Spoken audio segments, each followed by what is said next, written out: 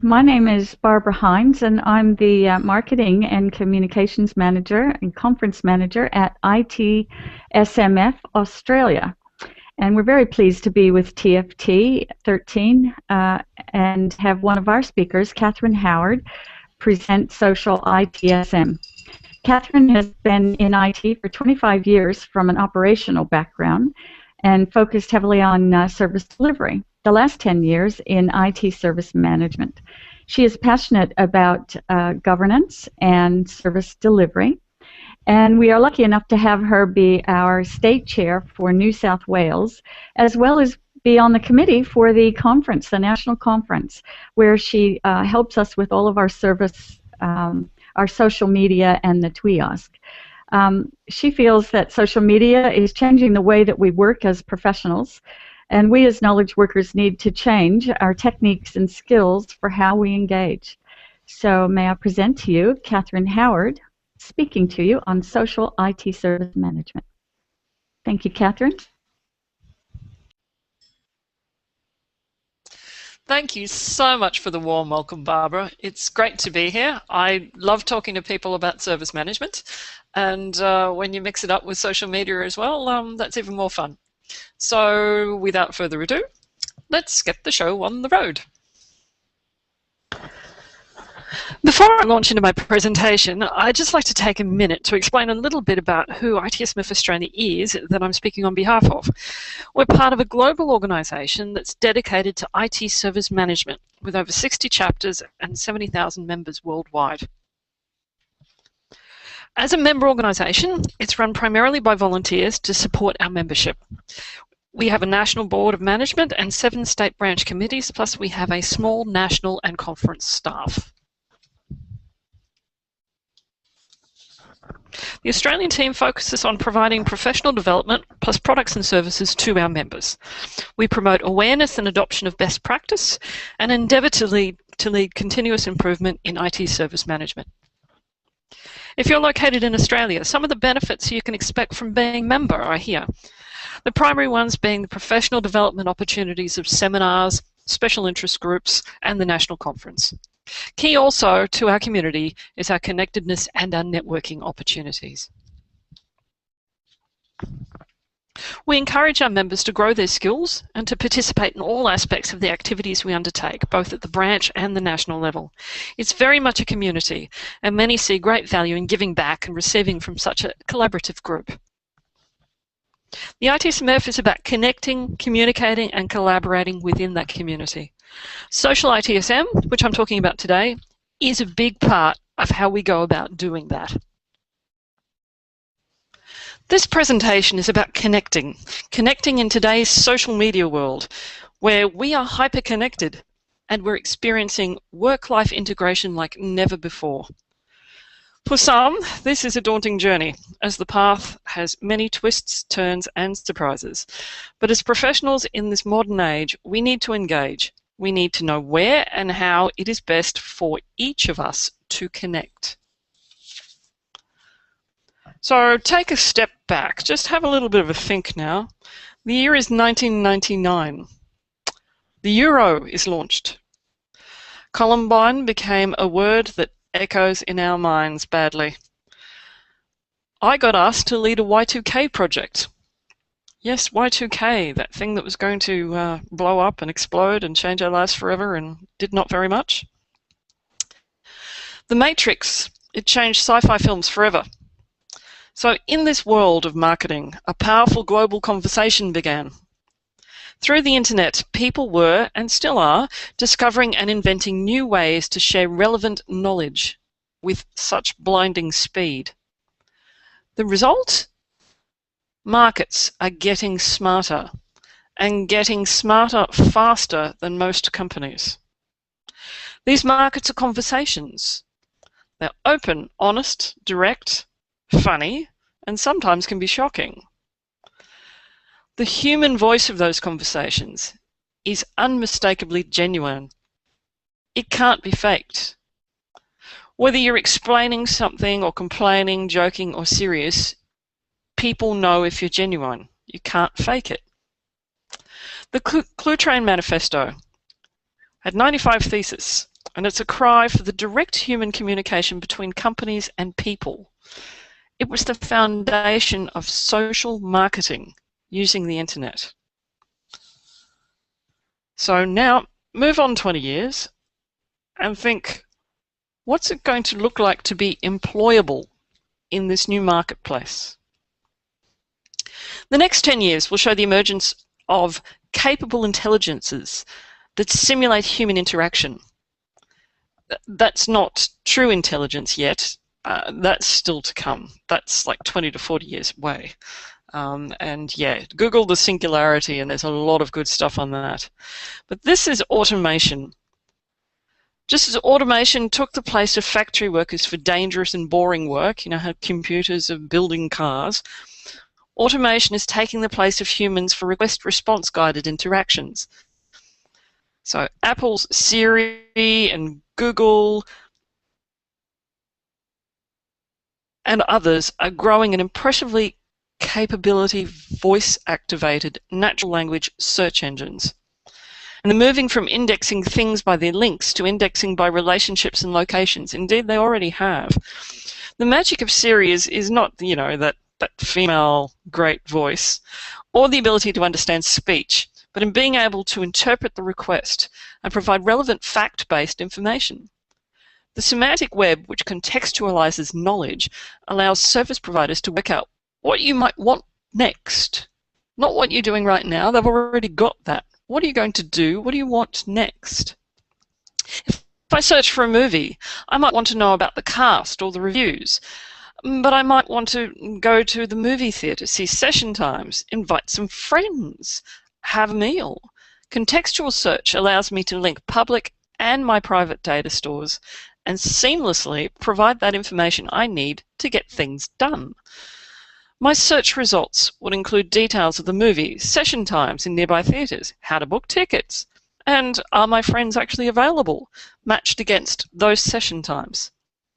The natural extension of this technology is the help desk, where routine requests and incidents can be dealt with by automation using a highly contextual knowledge base of objects, relationships, and actions. Imagine turning up to a new office and automatically having your printers set up for you in your email already done, the office welcome pack, a map to your desk, locations of the people you regularly correspond with. Automation makes technology seamless and displaces knowledge workers whose sole job is to mine knowledge.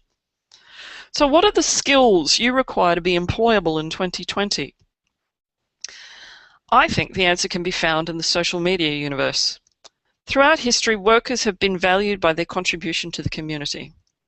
As a knowledge worker, your contribution has to move up the value chain from digging out rocks, working in the factory, building that information, to presenting the polished gem of wisdom.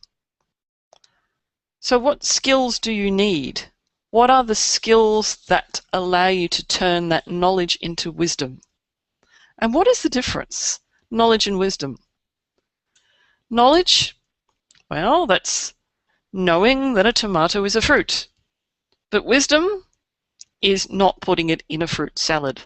So we are the fruit salad people, or we need to be. So the things we need to do is consume, curate, create, and collaborate. These are your 2020 skills.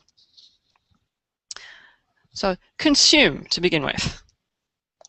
So read, basically, read. Read lots of things. Read things that interest you. Follow interesting people. Understand and analyze what you read.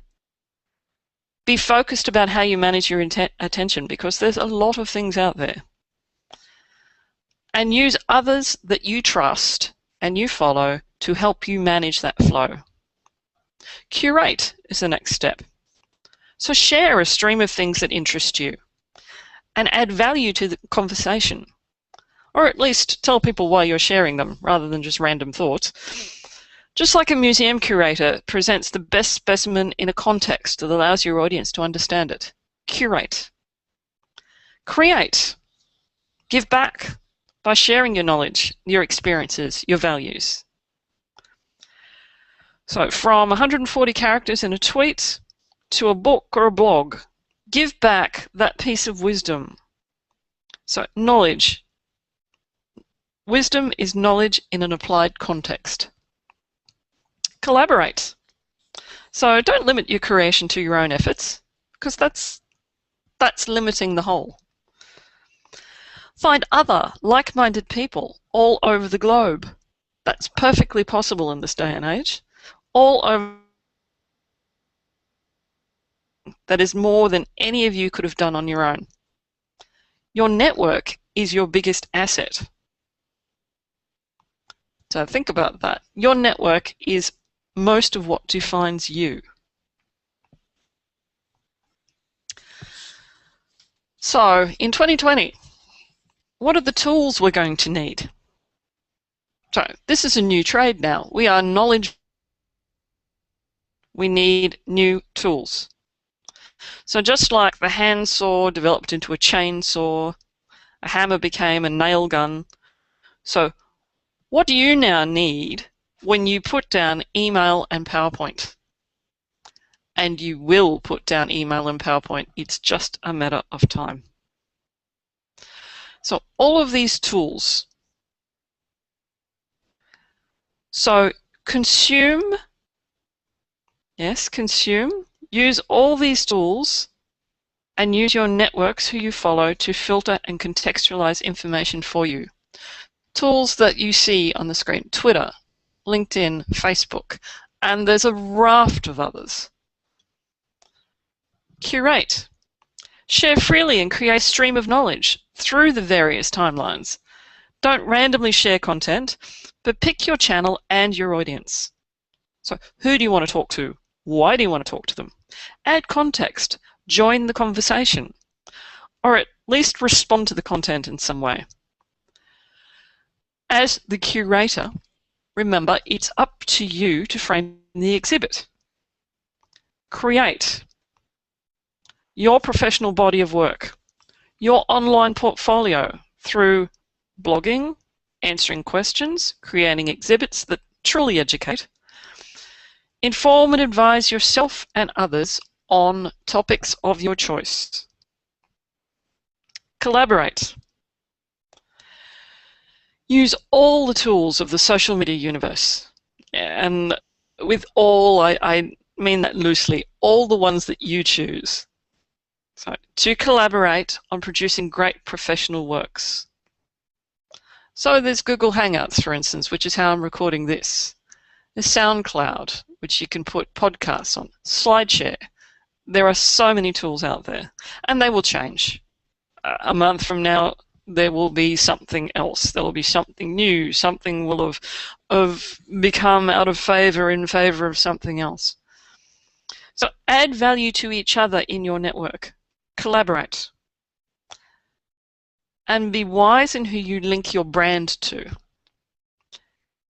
You, as a new knowledge worker, it's about your personal brand. Give generously and expect to receive in return. But you do need to engage, and you do need to ask for help from your community. So these icons, they're all public cloud tools. So how can you use them at your work? How can you use them as a professional? So Evernote is a great tool. So Evernote, you can store all kinds of information with metadata attached to it, hashtags, so you never need to lose anything ever again. And it's available everywhere. Something like If This Then That, which allows you to automate your digital life. So you can create social media rules. So when someone posts a blog, someone puts a posting on Facebook that you're interested in, it can do something like send you an email or repost it or whatever you want to do. Google+, that's the social network. Hangouts are fantastic, particularly Hangouts for people in diverse locations. Twitter, absolutely, short messages. LinkedIn, that's where your professional network is. Facebook, for both private and professional networking. The line is being blurred. Pinterest, visual and graphical information sharing. SoundCloud, yes, podcasts. So there's SlideShare, you can share your presentations. Quora, questions and answers with your network.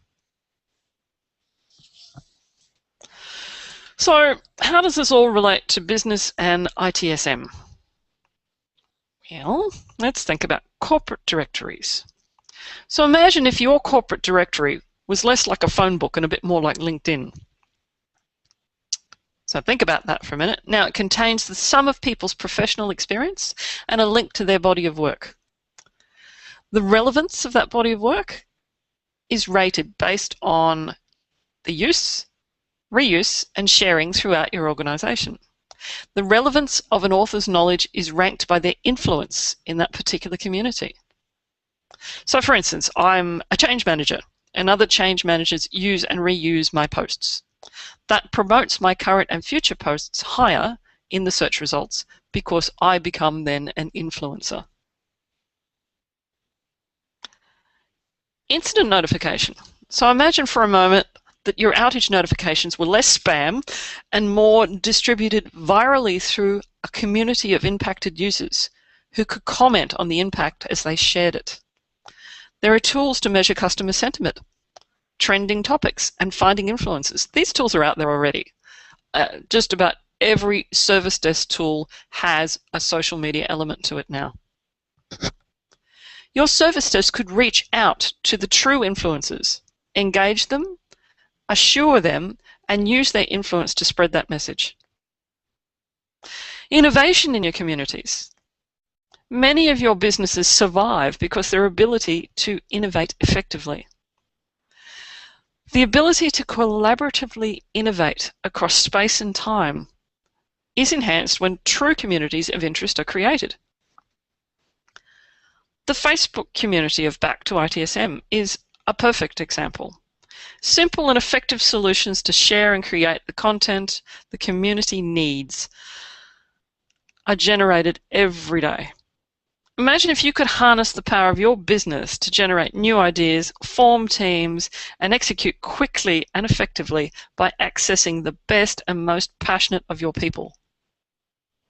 You can then add value. The value of their work is on their output and their level of contribution. So social media and me. Well, what is it to me? Well, who am I for a start? Yes, I'm the New South Wales State Branch Chairperson. I'm an independent consultant. So why do I do social media?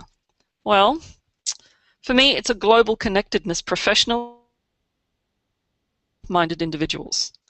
I have access to luminaries and thought leadership. These things challenge the current norms for me. And this is why I do it.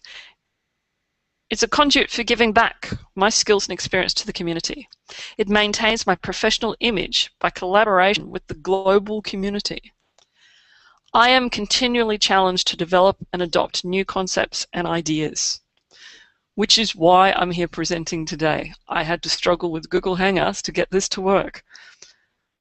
I also keep it professional. Social media is a major part of how I engage in life, and it augments my physical and social engagement. Professional and social image has blurred with the multiple social media platforms. I now present a multifaceted persona. I'm not who I am at work and who I am at home. I am someone who is combined of many different things, and there will be a different flavor of me depending on what social media platform you engage with me on. Social media is an enabler, a new way of working and communicating. It allows global collaboration and global impact. And it's fun. Well, the first thing you need to do as a corporate, and, well, to a lesser extent as a private person, you need a policy. So that's what the core of it is. You need to have values. Your policy should be fairly simple and understandable, but it needs to contain things like act with integrity. Don't ask for personal information in a public forum. Don't reveal private or company secrets. It sounds, sounds reasonable. Social media is a permanent record. So what you put out there is out there. So policy is a great start. It needs to have all of these things surrounding your values and your guidelines and your limits in it about confidentiality and responsibility and respect. And it's a great start, but in your organizations it has to be backed up by training, advice, and useful guidance that helps people do it. Helps people know what they should and shouldn't do and why and where and how, and if they don't understand or have an issue, who to go to find out.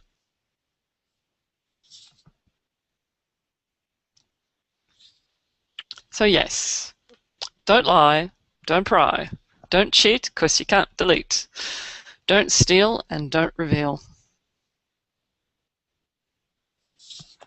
So social media, it's about a presence. It's about channeling the universe, channeling all those people you're connected with. It's about having a specialty. You are you. You are special. Everyone is special and everyone has something to give and collaborate with. And everyone has influence in some way on someone about something. It's about building your presence. It's also about your professional authenticity. So your image. You need to manage your impression management. Build your credibility and maintain your authenticity. On social media, present in a manner that is both true to self and valued and believed by others. You want them to believe in your competence, your character, and your commitment. So think, these are also your customers. The people that you influence and influence you, they're your customers, and you are their customers. So who are you a customer of? Everyone. The future knowledge worker relies on collaboration of the collective in order to progress and proceed and succeed. Remain relevant. Multiple social media platforms provide a variety of ways to collaborate and give back to the community. Plus, each of them require a different handling, a different impression management. So adopt a strategy, a variety of ways for managing your various social identities. As I said, it's fun as well. Engage, educate, and entertain.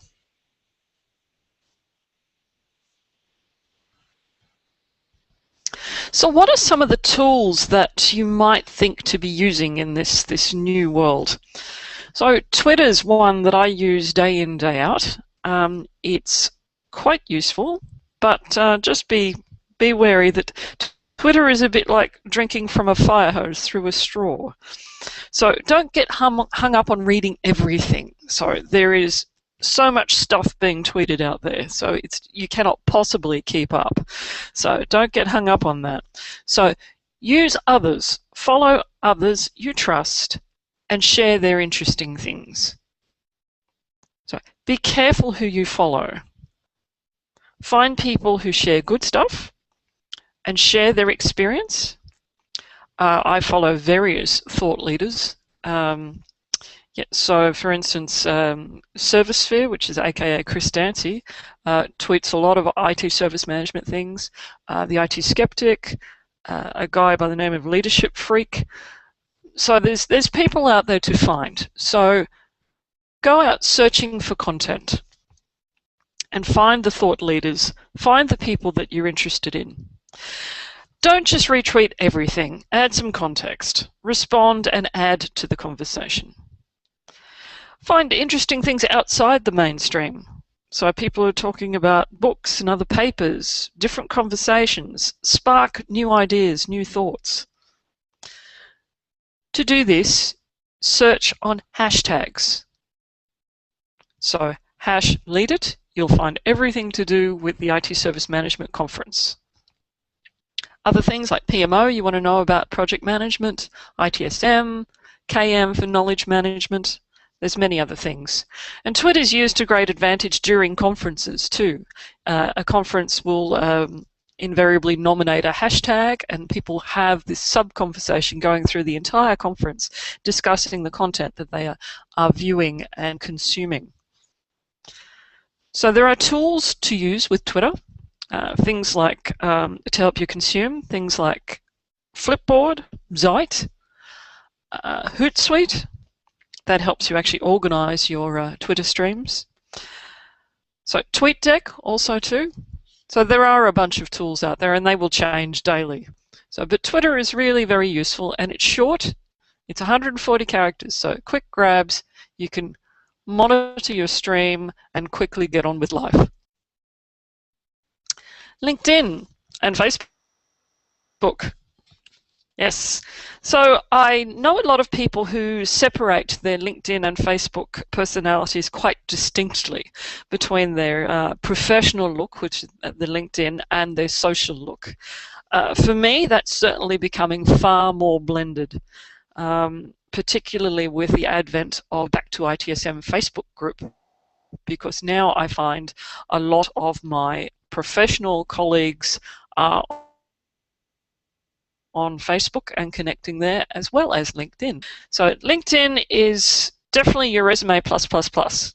So you there have your personal profile, where you will store your body of knowledge, your body of work. You can tell people who you are, what work you've been up to, what you've been doing for your professional life, and who you connect with, what discussions you engage in. There are groups on LinkedIn, groups for any kind of professional context. There's a group for the ITSMF chapter. There's a group for knowledge management. There's a group for networking. There's a group for just about anything that you can imagine. So where like-minded people come together to consume and create and collaborate. Facebook also does these things, but puts it in a bit more of a, I suppose, a bit more fun and social contextual way. So Facebook allows you to create events. It also has discussions and Q&A, and you can get updates on people you're interested in. So to me, they're blurred, but the face that I have on Facebook is certainly a bit more fun. My avatar in Facebook is a bit more fun, whereas the one on LinkedIn is definitely one of professionalism. And the two of them I dip in and out of pretty much daily. LinkedIn maybe not quite so daily, but definitely at least every 3 or 4 days. And Facebook maybe once every 2 days or so for me. You need to identify what the tools are that will work for you and where you need to be and what your level of commitment to which tools and where are the people that you want to engage with. So what tools are they using? Now, we're in a new society. So when the social norms change, when new tools appear, new things happen, etiquette changes too. So there are new ways of what is deemed acceptable behavior start to appear with how to use those new tools, those new ways. The basis of those new etiquette rules, though, is not really particularly different from they ever were. The basis is really about respect, respect for other people. And manners matter. But think about this. All you really need to know, you actually learned in kindergarten. Now think about that for a minute. Share everything, play fair, don't hit people, Put things back where you found them. Clean up your own mess. Don't take things that aren't yours. Say sorry when you hurt somebody. So, yes. So all of those things, you learnt them in kindergarten. They still apply. They apply when you go out in the world. And when you go out in the world, you watch out for traffic, you hold hands, and you stick together. So it's about respect. So remember where you are. So whether you're in a Twitter stream, whether you're on Facebook, whether you're on LinkedIn, be very aware of the people you're engaging with. And be polite. So very much think about it. It's when you post on any social media, it's out there forever. So basically don't post things you don't want your grandmother to see or your boss to know. You know, be sensible about it. So don't do things that you might be sorry for later. Or if you are, be sorry for it quickly. Apologize. Get back on track. People will understand. So you are human, and sometimes people lose it. So be good about coming back and actually engaging with your community, being a human being. So respect is the essence of etiquette. So the new etiquette is no different from the old etiquette. It's all about respect. And go back to that policy that you identified, that your own individual policy and your corporate policy. How are you expected to engage in this new medium? So how do you measure? How do you define success? Well, it depends on how you define success. So look, some people measure success as being the top of the Google search. That's never going to work for me. You put my name in a Google search and you get Henry VIII's fifth wife. So that's never going to work. But other things like clout score, peer index, they don't really work for me. They're just a number. I ignore them because I started to watch them and then I got a little bit self-obsessed. So I don't feel that I'm competing with other people. So my measure of success is being part of a powerful network, being able to influence others who then influence me. So being able to call on other people, either for a hand, for opportunities, or also being able to help them. Success to me also is remaining relevant. And unless we engage as knowledge workers with these new tools of our trade, we will not remain relevant. We live on an awesome planet, in a technologically advanced time and enlightened time. Success is being capable of continual engagement with that. It's also part of your professional brand. So work out what measures work for you. So engaging with the conversation, starting and continuing a conversation is key. So I measure success through commitments and reshares and things like likes and favorites and people retweeting my tweets. But yeah, don't get hung up on it. Yeah, a clout score isn't that much to me, but some people it is. So it's a minefield. So what do I do now? I've talked about a few tools. I've talked about Twitter, LinkedIn, and Facebook primarily. So there are the places that I engage. There are many, many others. There's Pinterest. There's Google Plus. Yeah, there's many, many places you can be. You need to be wherever your people are. You also need to be a little bit careful. So make sure that your profiles are not sharing things that you don't want to share. So particularly with something like Facebook that changes the security settings every other day. So you need to be really aware that you're not giving out information that you don't want the entire planet to see.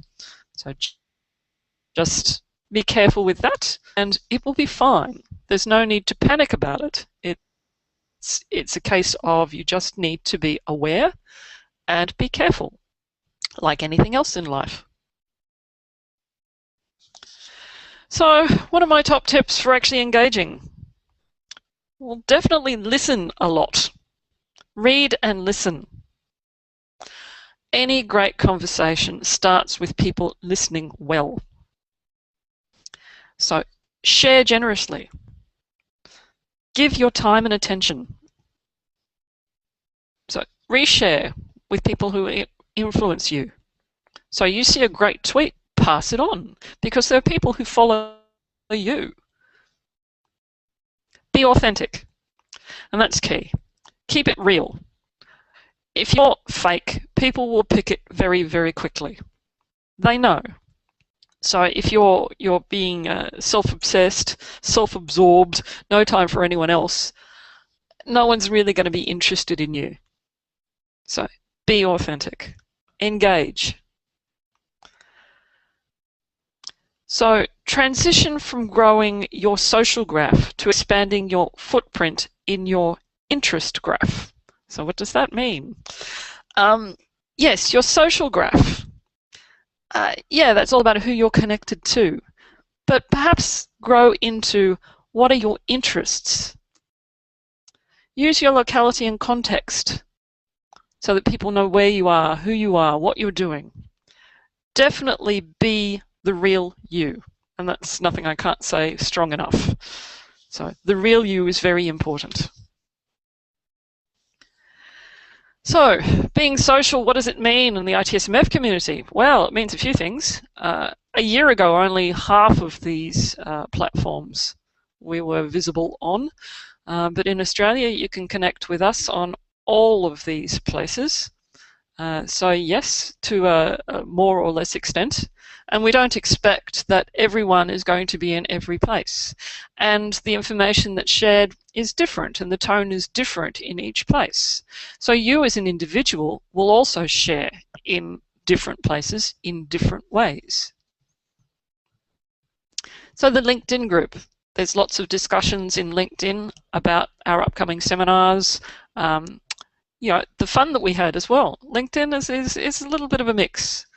Twitter, definitely there's a conversation going on, particularly around conference time with the Lead It hashtag. Certainly many of us engage in the Facebook Back to ITSM group. Photos up on Flickr, YouTubes, they're all out there. So, and you as an individual, you work out where you wish to engage. So connect. It's about connecting. So connect with me. So if you go to About Me, Catherine Howard, you'll find all the places you can connect with me. So that's my splash page, and you can find my Twitter accounts, my LinkedIn profile, my Facebook, and I'd like to talk to you. So thank you for your attention. So I've been talking about connecting with the ITSMF, and there's some really good reasons you might want to think about becoming a member. So yeah, it's great value. So really, I'd like you to think about engaging with us. One of the really good reasons is our national conference. So you might like to consider coming along. So it's the place where the ITSM community really rocks. It's the place where we connect, communicate, and collaborate big time. So TFT's Chris Dancy, he lists Lead It as one of the top 3 must-attend ITSM conferences in the world. So that's high praise indeed. Thank you, Chris, for that. And we're expecting Chris back again this year, so as one of the keynotes. So that will be quite delightful. So definitely a place to be. So yeah, so here's the flyer for Lead It. It's on in August, so the 7th to the 9th. And it's the largest independent service management event in Australia. It's run by the ITSMF, the ITSM peak industry body, in partnership this year with the Help Desk Association of Australia. So with the theme Service Management in a Connected World, Lead It is the place to do that. Connect, communicate, collaborate, and put all those social ITSM skills to work. So Lead It has a world-class program of a distinguished mix of national and international experts. They're going to be delivering content-rich keynotes. Some will certainly create some robust debate, as you can probably spot a couple of the individuals here who are leading industry experts who will certainly be debating each other. And they also drive thought leadership in service management. So certainly pop along to the website, itsmf.org.au, and yeah, check out the conference program. With the conference as well, we do have a gala dinner where the industry award winners are announced, plus the winner of the annual white paper competition. So nominations for all these things are open, so please give some thought to who you would like to see to be recognised with an award and put your hand up for them and yeah, participate. So one of the things that puts Lead It on the top 3 ITSM events. We share and we learn, but we also have an awful lot of fun. So there's some interesting photos here of people dressing up in a few interesting costumes. But yes, as I said, we are first and foremost a community. So we are the go-to place for service management people. So the conference is a great opportunity to develop yourself and your team. And just being part of the ITSM community is a good thing to do. And engage at that social media level. So with those 3 things of Twitter, LinkedIn, and Facebook. If you're on those 3 platforms and engage with your community there. So connect with us, engage with us, remain relevant, and be that knowledge worker into the future. Thanks. On behalf of ITSMF and the Lead It Conference, Catherine, thank you very much for taking your time to help us understand how social media is changing the way we work as professionals. We are proud to be sponsoring TFT13, and we're really looking forward to seeing Chris down under in Australia in August. Yes, absolutely. I want to see Chris too, so much. So thanks to everyone for your attention. I hope the presentation was useful. And I really look forward to seeing my various chums from around the planet sometime again soon. So have a good day. Bye.